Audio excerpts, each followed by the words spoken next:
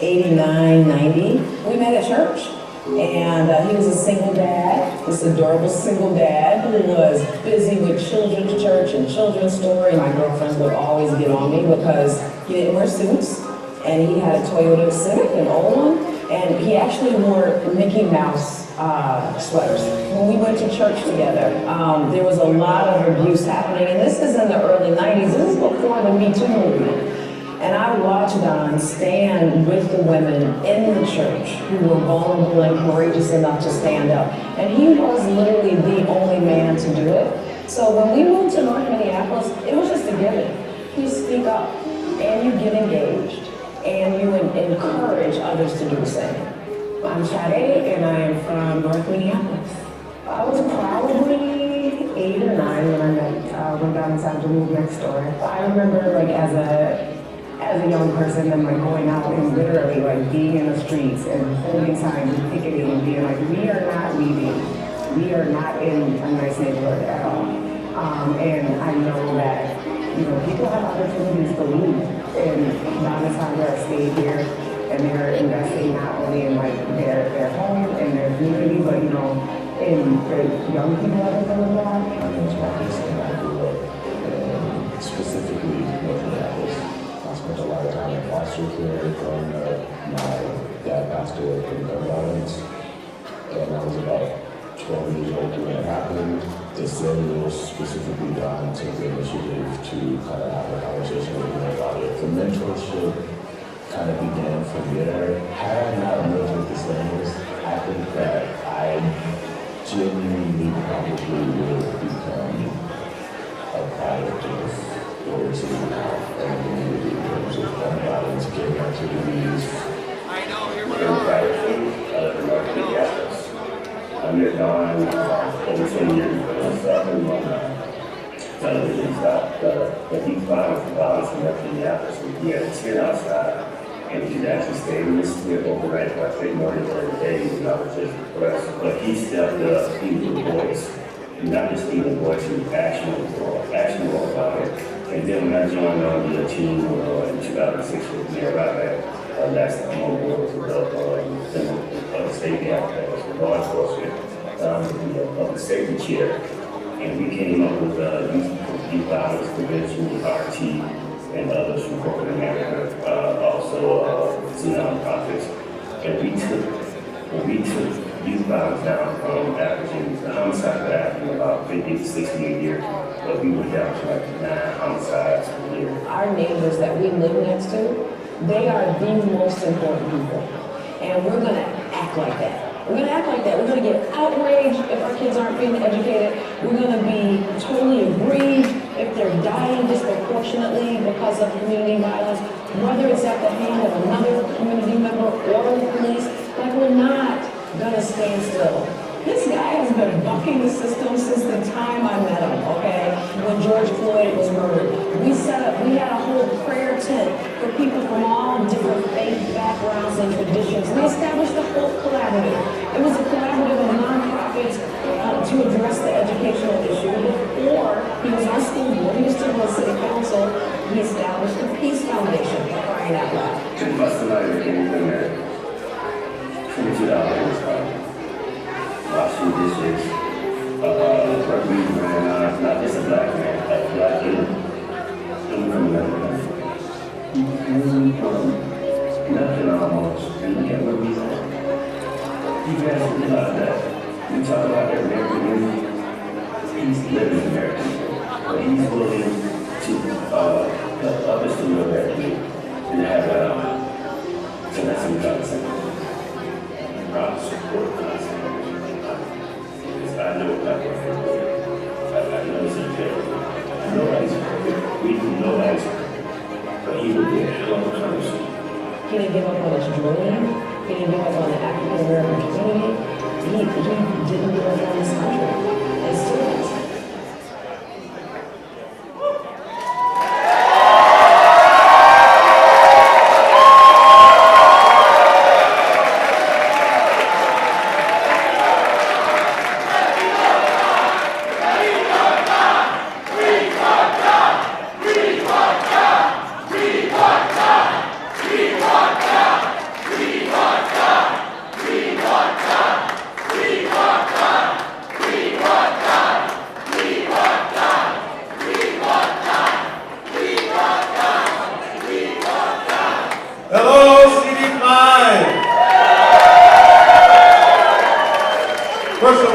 all the people who volunteered here to make this happen. Their sacrifice has paid off. This was a great event.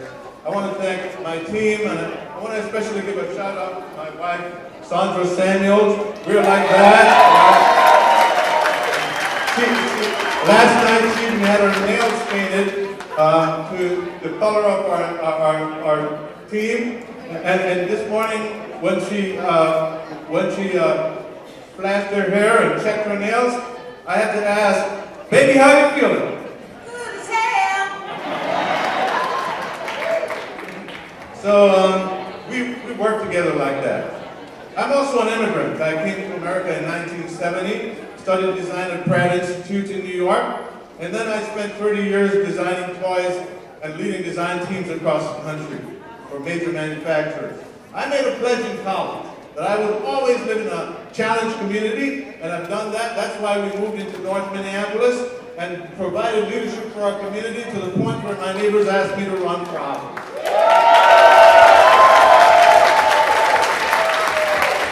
I served three-year terms on the city council, one on the school board, and in the last 8 years I've led Microgrants, a nonprofit, and now I'm on my second run for Congress.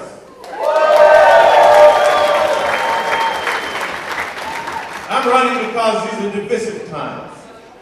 People believe that democracy is actually at risk. 38% of our neighbors, of Americans, no longer speak to a family member or a friend because of politics. There is an exhausted majority looking for a new kind of leadership that's just tired of the drama.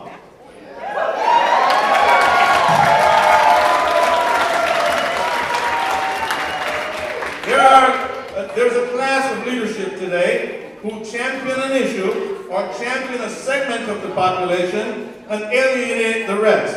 That can't happen anymore. It won't happen in our district. I will bring people together, and I know how. One example is the Lights On program.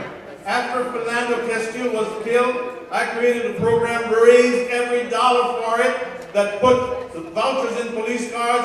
When you get pulled over for a broken light, you won't get killed like Philando. From now on, you'll get a voucher to fix it for free, up to $250, handed to you by the cop.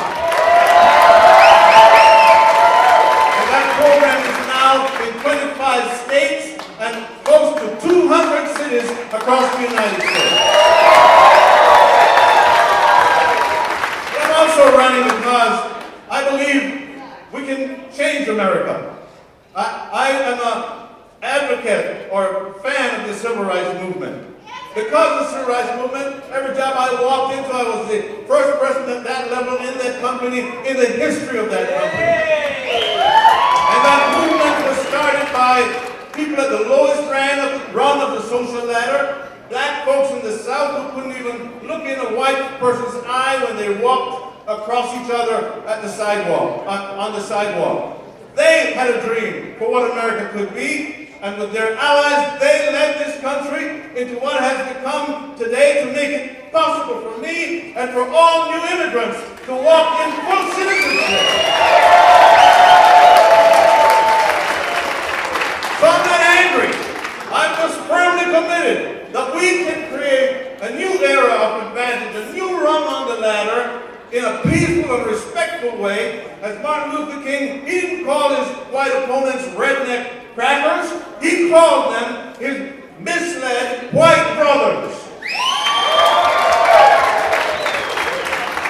And we cannot move into that name-calling thing that's in the leadership of our country today. We're going to work together and work across the aisle for change and for brotherhood. And those changes have been enshrined into law. And so the dream continues today. And we're gonna, is that for me? Is that mine? Oh, I'm sorry, you just said time. So, can I get that time back, please? Okay. So the dream continues. And we're going to advance the baton for a more perfect union with women's right to choose, with universal health care, climate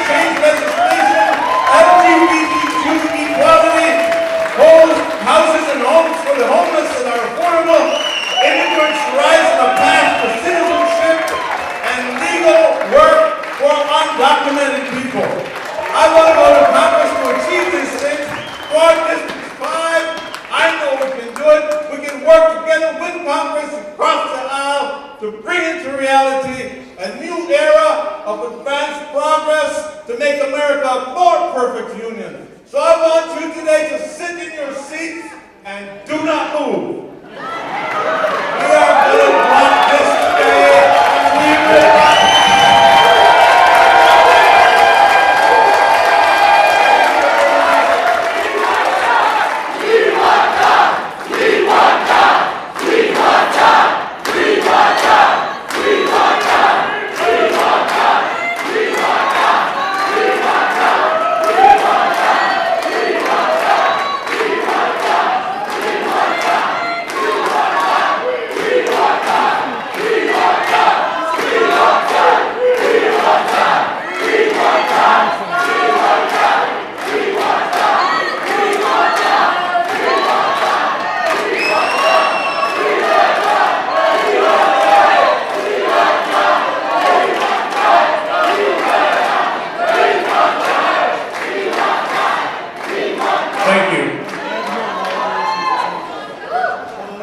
Conscientious of the fact that, excuse me, so in light of the fact that there was an extension of time granted, we're going to give the same amount of extra time to the other candidates. There's an additional 2 minutes used for the remainder of the speech as well as clearing the stage. The 10 minutes that each candidate has allowed us to be inclusive of all of that time as well. So it's important to keep that in mind that when the cutoff time is, that's the time we need to be off the stage.